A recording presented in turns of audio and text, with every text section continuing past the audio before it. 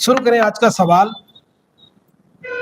OBC आरक्षण में creamy layer बढ़ाने की मांग, चुनाव से पहले महाराष्ट्र सरकार का दाव, केंद्र को भेजा प्रस्ताव। कैसे देखते हैं इस सवाल को सर? जगदीश जी देखिए, क्या यह चुनावी मुद्दा है?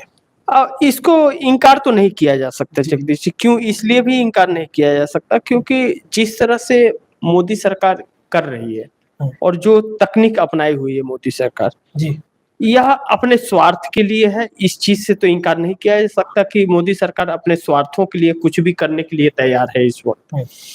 दूसरी चीज जगदीश जी, 10 सालों में कुछ याद नहीं आया जब पूर्ण बहुमत की सत्ता थी, और अब याद आ रहा है जब अल्पमत की सरकार है, और ऐसे वक्त में आ रहा है जब नीतीश कुमार को ऑफर गया है प्रधानमंत्री की कुर्सी के लिए।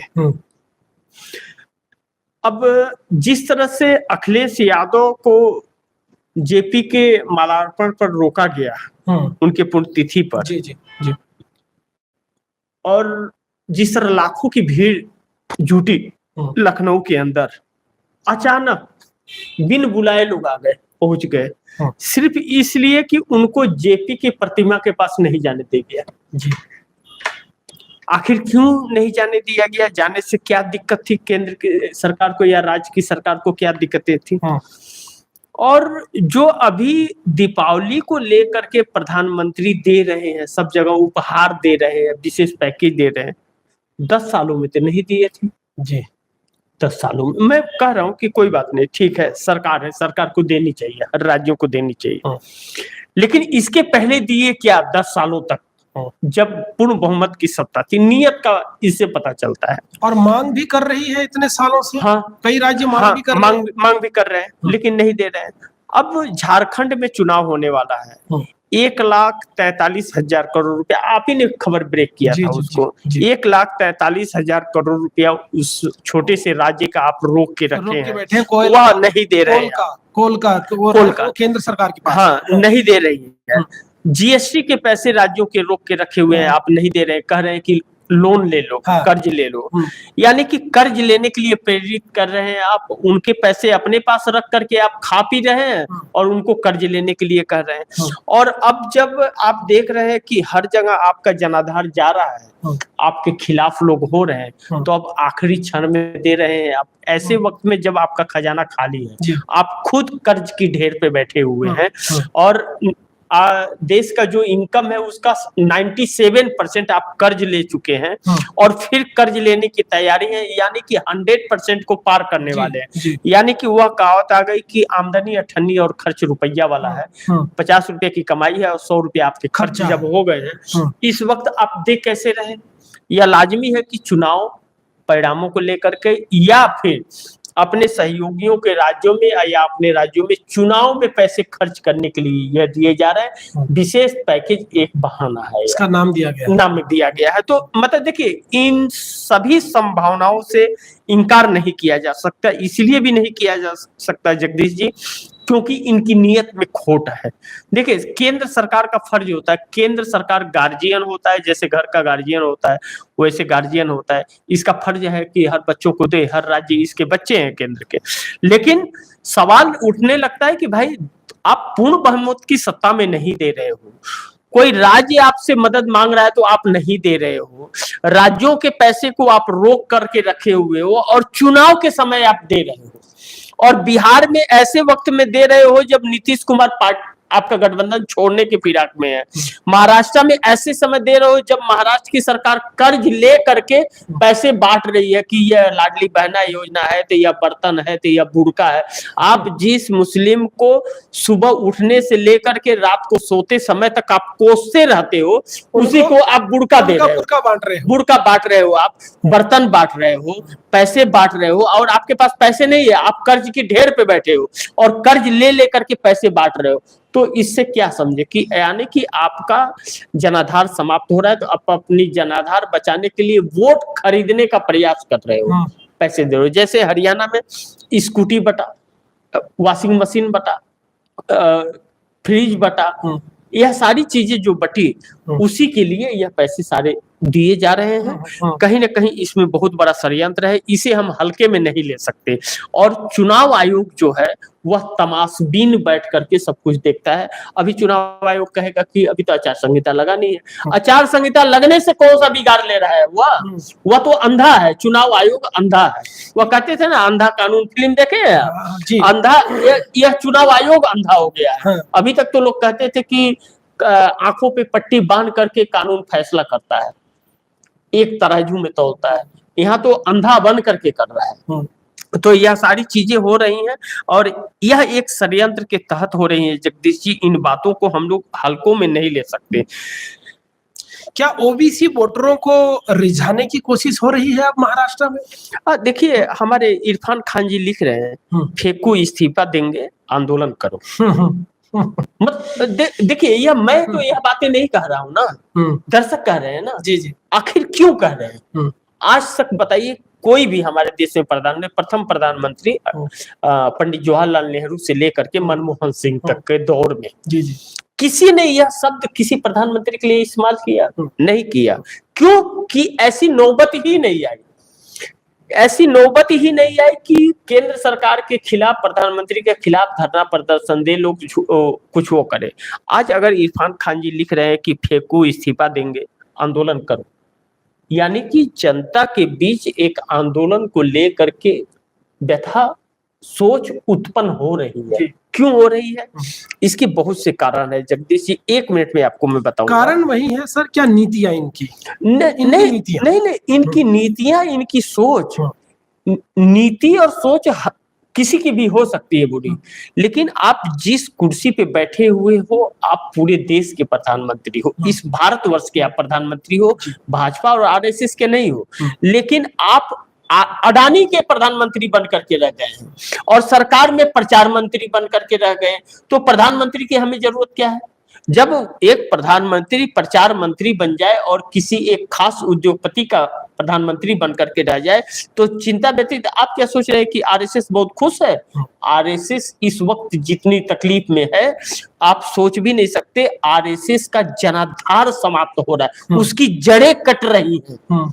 नरेंद्र मोदी उसकी जड़ें काट रही है। आप 1980 का वह वाकया याद कीजिए कि 1980 में जनसंघ को किस तरह से समाप्त किया गया था। वह बदनाम हो गया था, लेकिन इतना भी बदनाम नहीं हुआ था जितना मोदी जी ने कर दिया है। तो अब जब आरएसएस नहीं रहेगा तो वह दूसरी पार्टी क्या तैयार करेगा? मोदी जी आरएसएस की जड़ें काट रहे हैं और इस चीज को लेकर के आरएसएस परेशान है। और इन्होंने उच्च श्रेणी की जो सुरक्षा दी है मोहन भागवत को, वह क्या सोचते हैं कि मोहन भागवत की इनकी चिंता? मोहन भागवत को किसी चीज का खतरा है क्या? कभी आप देखें कि उनके खिलाफ कोई ऐसा कोई शब्द बोला है? कभी कोई किसी ने नहीं बोला। इन्होंने इसलिए दिया है कि वह इनके शिकंजे में रहे, उस घेरे से वह निकल ना पाए, इधर उधर ना जा पाए। और वह लाख बयान दे दें लेकिन घेरे से नहीं निकल पाएंगे। या बयान तब देंगे जब वह सुरक्षा कर्मी चाहेंगे, तभी उनके पास कोई मीडिया पहुंच पाएगा, नहीं तो कोई पहुंच नहीं पाएगा। वह घेरने के लिए वह सुरक्षा दिया ताकि कोई बयानबाजी ना करे। कोई नहीं, बयानबाजी करेंगे भी तो उनका बयान बाहर नहीं आएगा, अंदर ही दम तोड़ देगा। तो इसलिए देखिए, शरद पवार को देख लीजिए, महाराष्ट्र में इन्होंने जेड+ की सुरक्षा दी। अरे भाई, शरद पवार ने मांगा भी नहीं था जेड+ सुरक्षा। आप तो ऐसे बांट रहे हो जैसे कि पप्पा के घर से आया हुआ है जेड+ सुरक्षा। जेड+ सुरक्षा का मतलब क्या होता है? कई लेयर की सुरक्षा होती है। मिठाई इन्होंने भारत रत्न को मिठाई का रत्न बना लिया, प्रचार रत्न बना लिया। अब देखिए, एक प्रधानमंत्री देश में 1 साल में सिर्फ 3 भारत रत्न दे सकता है। इन्होंने 5-5 भारत रत्न बांटे, जैसे कि वो होलसेल लगा है कि आजा भाई अंधेरपुर नगरी चौपट राजा टकेसर बाजी टकेसर खाजा ले जा, हर माल 10 रुपए के भाव है। तो इन्होंने प्रचार तंत्र बना दिया है इन सारी चीजों को, एक के साथ एक फ्री। हाँ, इसलिए इन लोगों के ऊपर अब सवाल खड़े हो रहे हैं। यह पैसे मोदी जी अपने घर से अहमदाबाद से ला करके नहीं दिए। इतने अरबपति मोदी जी नहीं हैं घर वाले। क्या नाम है कि आज भी इनके भाई सरकारी कर्मचारी हैं। तो क्या नाम है कि अब तो वह भी पेंशन के लिए बेचारे रो रहे हैं, उनकी भी पेंशन गायब कर दी है इन्होंने। क्या नाम है कि वो कहते हैं ना कि अगर घर में एक नालायक हो जाए तो क्या नाम है कि पूरे घर पर दाग लग जाता है। तो ऐसा नहीं कि मैं मोदी जी के लिए यह चीजें कह रहा हूँ, लेकिन यह कहावतें हैं ना, जो यह कहावतें यूं ही नहीं है। मोदी जी इस समय जो कर रहे हैं, इस देश को नुकसान हो रहा है, इस देश की आने वाली पीढ़ियां संकट में जा रही हैं। जी। जो बच्चे अभी इस दुनिया को देखे भी नहीं है, वह बच्चे कर्जदार पैदा हो रहे हैं इस देश के अंदर, और मोदी जी उन्हें और मतलब जकड़ते जा रहे हैं जिस तरह से। यह पैसे सिर्फ चुनाव जीतने के लिए मोदी जी को जानते हैं। जगदीश जी, अब आप हमारे दर्शक भी सोचेंगे आखिर ऐसा क्यों कर सकते हैं मोदी जी। मोदी जी को कुर्सी, अपने आप को बचाना है तो कुर्सी जरूरी है। कुर्सी गई तो मोदी जी गए, और राज्यों में अगर हार हुई तो आरएसएस को जो दबा करके रखा गया है इस वक्त, फिर एक्टिव ना हो जाए, क्योंकि इस बार एक्टिव होगा तो वह पूरे एक्टिव मोड में आ जाएगा। क्या नाम है कि वह फिर सोचेगा नहीं और समय नहीं देगा। हमारे दर्शक प्रवीण सोनी जी कह रहे हैं कि सारा दोष नीतीश और नायडू का है। प्रवीण सोनी है, क्या नाम है कि प्रवीण सोनी हम लोग के टीवी इंडिया नेटवर्क के सभी चैनलों पर यह आते हैं और देखते हैं। मैं बहुत अच्छी तरह से इनके कमेंट को देखता भी हूँ। यह चीजें मैंने कई बार कहा था जगदीश जी। एक बार मैंने अपने दर्शक का नाम लेकर के भी कहा था कि हमारे दर्शक कह रहे हैं कि इस देश का अगर कोई सबसे बड़ा गुनाहगार है तो वो नीतीश और नायडू है। क्योंकि एक मोदी की बैसाखी बने हुए हैं। एक नहीं, इस देश को 10 सालों बाद एक मौका मिला था कि मोदी को की सोच को बदल दे, इनको सत्ता से हटाएं कि ताकि फिर से इस देश को मतलब सुधारा जा सके। लेकिन नीतीश, वह कहते हैं ना, गुनाह करने वाले से ज्यादा गुनाह बर्दाश्त करने वाला गुनाहगार होता है। नीतीश और नायडू इनसे बचे नहीं थे, अछूते नहीं थे। चंद्रबाबू नायडू को लोकसभा चुनाव के पहले 6 महीने तक जेल में रखा गया, सीबीआई ने रखा था। तभी भी वह समर्थन किसको दिए? मोदी को दिए।